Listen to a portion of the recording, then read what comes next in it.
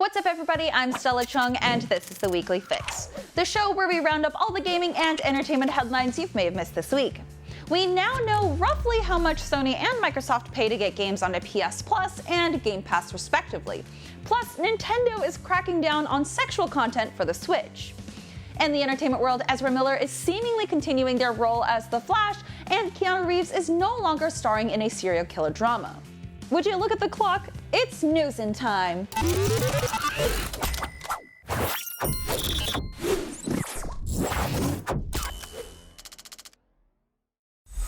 If you've ever wondered how much money it costs Sony and Microsoft to put a third-party game on PlayStation Plus or Xbox Game Pass respectively, a recent filing by the company that makes Ark Survival Evolved might give you some idea. Spotted by Kotaku, Snail Games USA, who owns Ark's developer studio Wildcard, recently made a routine filing with the US Securities and Exchange Commission that listed how much money Sony and Microsoft each paid to include the multiplayer survival game on their respective subscription services. The inclusion of Ark in the March 2022 PlayStation Plus game lineup cost Sony a whopping $3.5 million. Or maybe that's not whopping, I don't know. I don't have $3.5 million, so I'm assuming that's a large number. The game was available for subscribers to add to their library for a 5-week period between March 1st and April 4th, and available to download and play as long as they remain subscribers after that. That's how PlayStation Plus works, you're probably familiar. Microsoft, meanwhile, negotiated a deal to keep Ark Survival Evolved on Xbox Game Pass for 3 whole years and paid significantly less at only $2.5 million. What a deal! On top of that, Microsoft made a deal for $2.3 million to put Ark's upcoming sequel on Game Pass when Ark 2 releases sometime next year. PS Plus and Game Pass aren't identical services, and I'm guessing that multi-million-dollar business deals are slightly more complicated than can be loosely summarized in 2 paragraphs by a pointy-haired man, but it sure seems like Microsoft got a better deal than Sony did. Anyway, they're both chumps because you can get Ark Survival Evolved for $19.99 on Steam, and even less if you wait for a sale. Moving on, Sony clearly has a little bit of cash to throw around because the PlayStation 5 is the company's fastest selling console to date, in spite of supply shortages. You probably knew about that. However, those shortages are going to be less of an issue this holiday season because the amount of PS5s shipped to the US has increased 400% since this time last year. MST Financial senior analyst David Gibson shared this data on Twitter, and the massive spike in the graph certainly speaks for itself. While Sony is likely preparing for the holiday shopping rush in general, there's also the highly anticipated God of War Ragnarok launching next month. You probably want to make sure people can get their hands on a PS5 to play it. So if you're still having trouble finding a PS5, that might change soon, so keep looking, and it probably wouldn't hurt to go follow IGN Deals on Twitter. Tell them I say hi. In recent years, the Battlefield series has garnered a reputation for shaky launches, and Battlefield 2042 is keeping that tradition going strong almost a whole year since its release. Earlier today, the limited-time mid-season event called The Liquidators kicked off, but its time was a bit more limited than originally planned because developer DICE had to pull the plug 30 minutes in. The official Battlefield Twitter posted about the outage explaining, quote, "We're seeing that the unlock rewards and progress for the event are not tracking correctly and cannot be equipped when showing as unlocked." Thankfully, this has since been resolved, but the amount of trouble this game has had getting off the ground borders on slapstick. The developers had their hands full fixing so many issues at launch that Season 1 didn't release until 7 months after the main game did. Since then, a petition has circulated online from players demanding refunds, which has amassed 230,000 signatures and counting.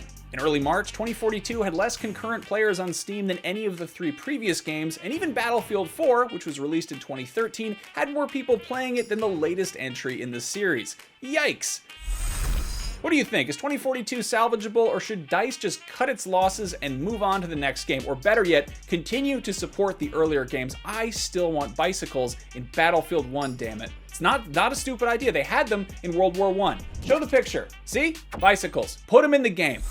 PlayStation Plus subscribers who pay for either of the 2 higher tiers, Extra and Premium, have something to look forward to because a bountiful cornucopia of games are being added to the library on October 18th.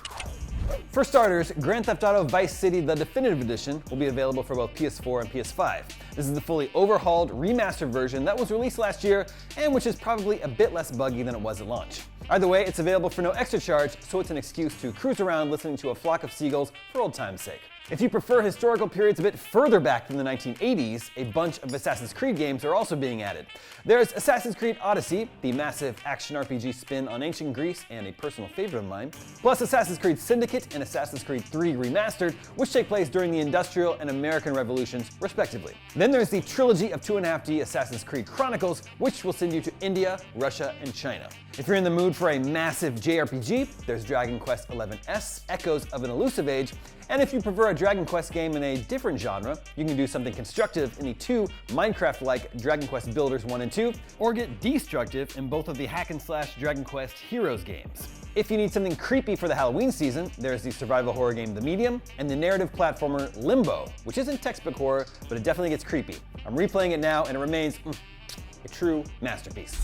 You may or may not be aware that in recent years, Nintendo has seemingly loosened up on its family-friendly image a bit and has allowed all manner of cheap, tawdry, dare I say, horny games to be sold in the eShop. They're usually a knockoff of a classic puzzle or arcade game with the hook that you can see some scantily clad anime girls. Most of these are pretty tame, but a few of them do go fully topless. But the Panty Party may be coming to an end. Oh, no wait, I'm being told Panty Party is still available in the eShop. Well, Gamuzumi is a publisher which claims it's focused on releasing lewd games for consoles and PC.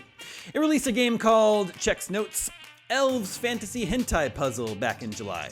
It's rated M for mature and does contain nudity and is still available as of this taping. But its next game was going to be Hot Tentacles Shooter, a basic arcade shmup style game in which you are tasked with rescuing girls from the clutches of tentacles, and successfully doing so might earn you a glimpse of them topless. It was set to be released on Switch and Steam last month. However, on Twitter, Gamuzumi shared the news that, quote, "We are having some problems with both the Steam and Switch releases. Looks like Nintendo is increasing their restriction about what can be published or not on their consoles.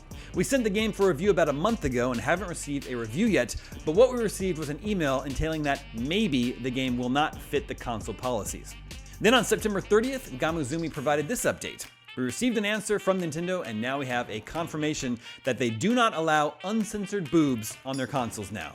It's a shame that now all consoles have restrictions about nudity content. This probably will affect not only our games, but also games from other publishers and developers. At least, we can still release the games censored. But we still have platforms like Steam, Nutaku Games, and more where we can release the game fully uncensored for everyone. It's interesting to hear that Nintendo is maybe changing its policy on nudity. The Witcher 3 is still available in the eShop and still has nudity, so it sounds like it's a very specific type of game that Nintendo is cracking down on. Not AAA masterpieces, but cheaply made lewd games where the nudity is the draw. For now, it seems that horny Nintendo Switch owners will have to settle for slightly censored anime boobs. But there is no shortage of softcore games still available, such as Hentai vs. Evil, Hentai Make Love Not War, and Pretty Girls Mahjong Solitaire. And any developers hoping to sneak nudity onto the eShop, I guess the secret is to bury it in a 70-hour open-world RPG, The Long Con. Until now, if you wanted to buy a Steam Deck, you had to reserve one, then wait a few months or a year until Valve was ready to ship the next batch. Well, not anymore. Valve has announced it's removing the waitlist and shipping will happen almost right away. Valve says the long waits were due to supply chain issues. Now, however, they're able to, quote, increase manufacturing volume to meet demand. They also said that the rate of reservations for the Steam Deck is actually growing. Now, Valve did warn that demand may increase beyond their expectations, and should that happen, some models of the Steam Deck may be unavailable for immediate purchase. But for now, if you've been wanting Valve's handheld but only sort of portable mini gaming PC, you should have no problem getting your order in. And speaking of the Steam Deck, Valve also announced that you can order the anticipated Steam Deck docking station. It features 3 USB 3.1 ports, a sole HDMI 2.0 port, a DisplayPort 1.4, and gigabit Ethernet. Now you can ditch that clunky looking USB hub you probably have hanging off the top of your Steam Deck and really use this thing like a gaming PC. It'll cost you $89, and according to the Steam page, it'll arrive in about 1 to 2 weeks. What a time to be alive. Moving on to console news, Sony's Santa Monica has announced that God of War Ragnarok has gone gold. The game has cleared that last major development hurdle before it hits retail shelves in the PlayStation Store next month. Going gold, in the common parlance, refers to when the main development stage is done and the game is ready to be mass-produced in the case of physical copies, or prepped for distribution on digital storefronts like the PlayStation Store. Back in ye olden days, when my tenure at IGN began, the gold version of the game would be the final one we'd all have to play, whether it was a buggy mess or not. Of course, day one patches are almost a given today. Developers are continuing in their quest to make the original Doom playable on every object to ever exist, and it can now be played on Windows Notepad app. Developer Sam Chet posted a clip of the game running in Notepad on Twitter and his YouTube page, promising that he'll publicly release this version of the classic FPS soon. It joins a long list of bizarre ways to play Doom nearly 30 years after the game was first released, with someone recently making the game playable in, well, Doom. YouTube user KGSWS uploaded a video of himself modding the game into itself and showing actual gameplay of him playing Doom within Doom on PC. Other recent examples include playing Doom on a pregnancy test, a Lego brick, an ATM, a potato-powered calculator, and a treadmill. What a time to be alive. Moving on, those looking forward to jumping into Gotham Knights on October 21st should be aware that major spoilers for this new DC adventure have begun circling around the internet. It appears Gotham Knights art book has been arriving to certain customers early, and some of those recipients have begun sharing some of the more spoilery details online. In response to these leaks, Gotham Knights executive producer Fleur Marty took to Twitter to share a few words on the unfortunate situation. She said, quote, "I can't begin to understand why would anyone spoil a story, whether it's a game, a movie, a book, whatever, for others." IGN recently had a chance to preview Gotham Knights one last time before launch, and we found that it is not an easy game to demo. We walked away from our hands-on time less than impressed with many aspects of combat, but still found ourselves interested in playing more. Gotham Knights is out October 21st. And finally today, something very cool for Nintendo fans. Longtime game industry writer Martin Lindell shared a photo on Twitter of early NES box art for both The Legend of Zelda and what would become Mike Tyson's Punch-Out! The final box art for both games is pretty iconic, with Zelda's fabulous gold box and Punch-Out! Featuring Mike Tyson in action. But the flyers seen here from either 1986 or early 1987 and intended for retail buyers shows black box versions of the games. Punch-Out! Didn't yet have the Tyson license and simply features Glass Joe's punchable mug. And Zelda, which doesn't even have "the" in the title, features a smiling Link stabbing enemies in a dungeon. And while it might be slightly more representative of the actual gameplay, it's nowhere near as stylish or timeless as the box art we wound up getting. The NES Black Box series consisted of 30 early games that all had a uniform box art style. It's easy to imagine that Nintendo knew they had something special with The Legend of Zelda and wanted to do something to set it apart from the simpler, more arcade-style black box games. It's time to take a quick break. When we come back, Warner Brothers' latest budget cuts could hurt a ton of channels. And we discuss the report that Ezra Miller is back for the upcoming Flash movie. See you in a bit. Welcome back. Keanu Reeves was to star in his first TV series, The Devil in the White City, but has now left the project. But before that, amidst the barrage of Ezra Miller news, it's now being reported that they're returning for reshoots of the Flash movie. Let's find out what's going on. Ezra Miller has reportedly returned for the Flash reshoots. According to The Wrap, the troubled Justice League star has returned to the set of The Flash following an apology for the recent behavior. Apparently, Miller and their agent met with Warner Brothers film heads back in August. It is claimed that this meeting was very positive about the future of DC's upcoming superhero flick, The Flash. It looks as though it went so well, Miller has already been back on set.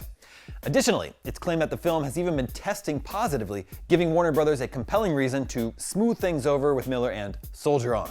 Over the past few months, Miller has seen a number of troubling claims made about their conduct, which have even resulted in arrests and police involvement. They have been charged with burglary in Vermont, as well as other legal issues in Hawaii, Massachusetts, and North Dakota. Additionally, Miller has been accused of throwing a chair at a woman, grooming minors, and other serious misconduct. The actor drew nationwide attention when they abruptly deleted their Instagram account and seemingly vanished. However, in August, Miller confirmed that they are suffering from mental health issues and delivered an apology.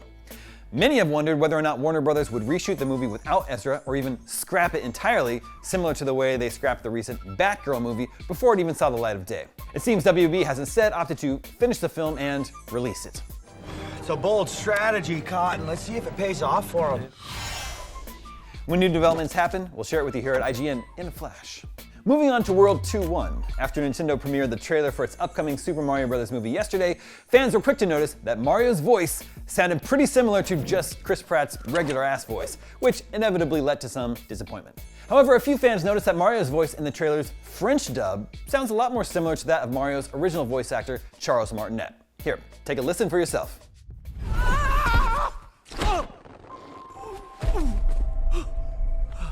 Où est-ce que je suis tombé? Royaume champignon, nous voilà! Now, in comparison to Pratt's Brooklyn-esque voice in the English trailer, in this clip, Mario sounds pretty joyous while jumping across mushrooms as the trailer comes to a close. This has led some fans to favor the French dub over the original, with some English-speaking fans even planning to watch the full movie's French dub instead, just for Mario's voice. You do have plenty of time to decide which version you'll be watching though. The Super Mario Bros. Movie doesn't hit theaters until April 7th, 2023. But hey, to hold you over, there will surely be tons of news about the film leading up to its release. While some fans were torn on the voice of Mario, almost everyone agreed that the voice of Bowser, handled by comedy legend and musician Jack Black, was fantastic. At yesterday's New York Comic Con panel for the Mario movie, Jack Black showed off more of his Bowser voice and interestingly enough also mentioned that he, quote, did a little bit of rocking. I think you'll be surprised to see that Bowser has a musical side. So, will Bowser have a musical number in the Mario movie? From Tenacious D to School of Rock, Jack Black is no stranger to incorporating songs into his work, but we haven't exactly come to expect the same from King Koopa over the years. So you tell me, should Koopa sing in the Mario movie? Let me know in the comments below. Bonus points if you can write some song lyrics for him. Keanu Reeves made headlines a while back when it was announced he'd be appearing in the Hulu original series, The Devil in the White City, which amazingly would have been the actor's first role in a television series. Well, false alarm, because Keanu Reeves has left the project. More like Keanu leaves. Am I right? This news comes by way of Variety, and really, it sounds like an exciting project with or without Theodore Ted Logan. Based on the best-selling 2003 true crime book by Eric Larson chronicling the 1893 World's Fair and a serial killer's plans to, well, kill people there. This adaptation has been in the works in some form since as far back as 2009. It was originally planned as a feature film with Martin Scorsese directing and Leonardo DiCaprio starring as the eponymous devil, America's first serial killer, H.H. Holmes. Since then, it's been scooped up by Hulu and reshaped as a limited original series. Scorsese is still executive producing, and DiCaprio will still star, but Keanu's role needs to be filled. He was slated to play Daniel Burnham, the architect who designed the World's Fair. No word was given on Keanu's reason for leaving the project or how much of a setback it'll be, but hopefully it doesn't put Devil in the White City back in development hell for another decade. Speaking of Keanu Reeves and things going to and from hell, the actor revealed that if he was given his pick of characters to play in the Marvel Cinematic Universe, he was ride or die for portraying Johnny Blaze, aka Ghost Rider. During an appearance on the Jimmy Kimmel Show, Reeves stated, "I might have lost my nerd card as I got older, but when I was younger, I was pretty nerdy with comics," he said. 10-year-old me would want to. I think he'd probably want to be Ghost Rider. If you're familiar with the actor's love of motorcycles, this shouldn't come as too much of a surprise. As far as we know, there are currently no plans to bring Johnny Blaze or any other Ghost Riders into the MCU, but that's the sort of thing that could easily change in a post-credits scene. Johnny Blaze, not to be confused with the incompetent magician Donnie Blaze, who recently appeared on the Disney Plus She-Hulk series, was already portrayed twice on the big screen by Nicolas Cage. Cage, whose stage name is a nod to Luke Cage, has always worn his nerd cred on his sleeve, in some cases literally. While filming the Ghost Rider movies, the makeup department had to cover up the large tattoo he has on his bicep of the superhero's iconic flaming skull. Are you on board with the idea of Keanu's skull getting set ablaze in the MCU? Do you want Nick Cage to return, or would you prefer Marvel Studios cast someone who isn't one of the most recognizable action stars of the 1990s? Let us know in the comments. Sometimes nerd cred is a benefit to actors starring in adaptations. Other times, very much the opposite. Bella Ramsey, who will be starring as Ellie in the upcoming HBO series The Last of Us, revealed to USA Today that she had not played the award-winning video game prior to auditioning and that she was explicitly told not to after trying out for the part. The 19-year-old actress explained, quote, "After my first audition, they asked me, 'Have you played it?' And I said, 'Nope.' And they said, 'Keep it that way.'" However, Ramsey didn't follow instructions to a T and confided that she did watch some gameplay on YouTube to get a sense of it. Live-action video game adaptations don't have the best track record in terms of nailing the source material. To be blunt, they usually f everything up beyond recognition. But before you go lamenting The Last of Us showrunners not respecting the creator's vision, keep in mind the HBO show is being co-written and executive produced by the video game series creative director Neil Druckmann. If you're trying to recall where you've seen Bella Ramsey before, she played Lyanna Mormont on the later seasons of Game of Thrones. I have a suspicion she hadn't even read all of George R.R. Martin's fantasy novels to prepare for that role, but in her defense, nobody did because he hadn't and still hasn't finished writing the final book in the series. Odds are the HBO showrunners cast Bella because she's what they want in a live-action Ellie, and if she started playing the games, there's a risk of her performance getting flavored by Ashley Johnson's take on the character. That's not to say all actors should be going in cold to video game adaptations. Looking at you, Chris Pratt. The Last of Us hits HBO sometime next year, and when we find out more, we'll let you know. Looks like there's some more staff shakeups happening over at Warner Brothers Discovery. The company's diversity-focused studio Stage 13 and its television workshop talent program have been cut, and jobs at Adult Swim, DC, and many more are reportedly at risk as well. Now, according to a report by Variety, Warner Brothers is looking to save $3 billion following the Discovery merger, so there may be even more areas where the company will either nix staff or entire departments. And The Hollywood Reporter says that the company's efforts to seek out that $3 billion post-merger might impact several other departments, which may include DC Comics, Cartoon Network, Adult Swim, and others. Now, the company has already consolidated a couple of its animation departments in Cartoon Network Studios and Warner Brothers Animation, which makes sense as the two studios already share other internal teams. Now, as for why WB Discovery gave Stage 13 the axe, well, it's honestly hard to say. I mean, it produced such bangers as I Love Becca and Lucy, It's Bruno, Snatchers, Cooking on High, and many other shows you've probably never watched or heard of. And that there lies the problem. Like, I get the importance of having diversity in media, but when you simply throw money to create an entire production company to pump out content without promoting said content effectively, what the hell is the point? Like, there's other ways to weave in diversity initiatives that are far more effective. Like, I never heard or seen on Netflix, because it's a Netflix show, It's Bruno, until this story came to light. And at this stage, it's way too late to talk about Bruno. I guess Disney Pixar was right all along. Y'all need to take notes, WB.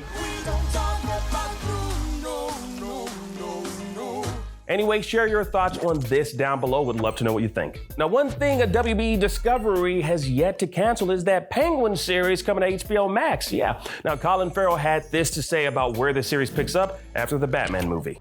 Starts about a week after the film, The Batman Ends. So Gotham is still somewhat underwater, and I read the first script for the first episode, and just it opens up with my feet splashing through the water in Falcone's office, which even just that alone, when I read it, I was like, oh, Jesus. It's lovely. It's so well written.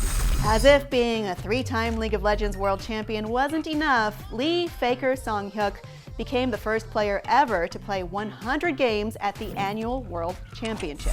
As reported by One Esports, Faker, playing the mid lane position with champion Lissandra in this now legendary 100th game, helped his team T1 notch a win against Cloud9. T1 faces Fnatic on October 13th at 1 p.m. Pacific.